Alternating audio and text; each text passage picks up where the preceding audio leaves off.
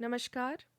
आइए सुनते हैं प्रज्ञा मिश्र की आवाज़ में श्री मैथिली शरण गुप्त रचित भारत भारती महाकाव्य से अतीत खंड। मंगलाचरण। मानस भवन में आर्यजन जिसकी उतारें आरती, भगवान भारतवर्ष में गूंजे हमारी भारती। हो भद्र भावोद्भाविनी वह आरती है भगवते, सीतापते सीतापते गीतामते गीतामते।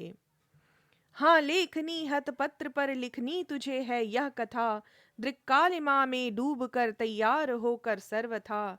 स्वच्छंदता से कर तुझे करने पड़े प्रस्ताव जो, जग जाए तेरी नोक से सोए हुए हों भाव जो। संसार में किसका समय है एक सा रहता सदा, है निश दिवासी घूमती सर्वत्र विपदा संपदा। जो आज एक अनाथ है नरनाथ कल होता वही, जो आज उत्सव मग्न है कल शोक से रोता वही।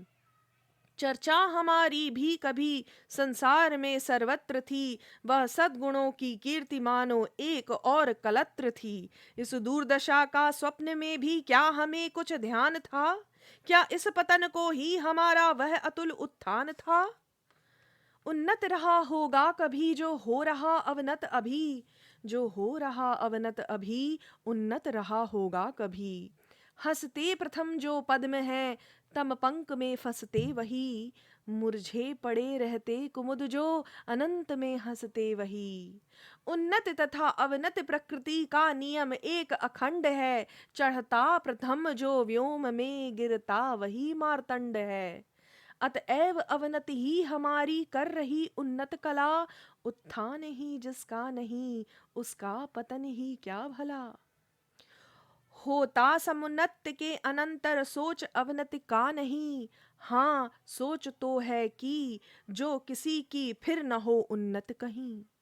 चिंता नहीं जो व्योम विस्तृत चंद्रिका का ह्रास हो, चिंता तभी है जब न उसका फिर नवीन विकास हो। है ठीक ऐसी ही दशा हतभाग्य भारतवर्ष की, कब से इतिश्री हो चुकी इसके अखिल उत्कर्ष की। पर सोच है केवल यही यह नित्य गिरता ही गया, जब से फिरा है दैव इससे नित्य फिरता ही गया। यह नियम है उद्यान में पक कर गिरे पत्ते जहां, प्रकटित हुए पीछे उन्हीं के लह लहे पल्लव वहां।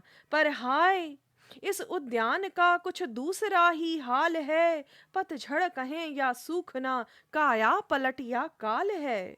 अनुकूल शोभा मूल सुरभित फूल वे कुम्हला गए, फलते कहाँ हैं अब यहाँ वे फल रसाल नए नए।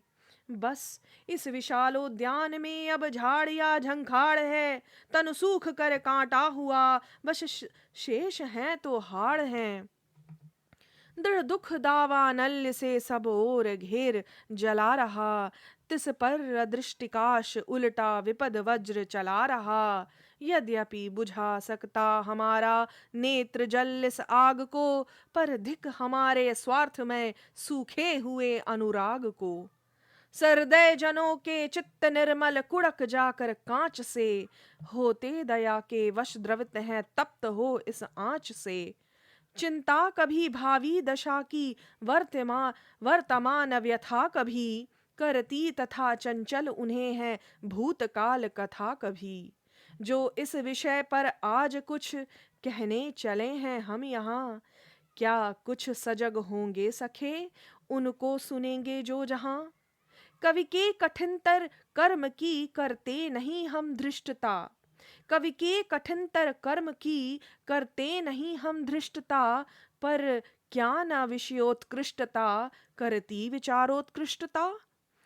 हम कौन थे क्या हो गए हैं और क्या होंगे अभी, हम कौन थे क्या हो गए हैं और क्या होंगे अभी। आओ विचारें आज मिलकर ये समस्याएं सभी। यद्यपि हमें इतिहास अपना प्राप्त पूरा है नहीं, हम कौन थे इस ज्ञान को फिर भी अधूरा है नहीं, हम कौन थे इस ज्ञान को फिर भी अधूरा है नहीं। बहुत बहुत धन्यवाद। नमस्कार।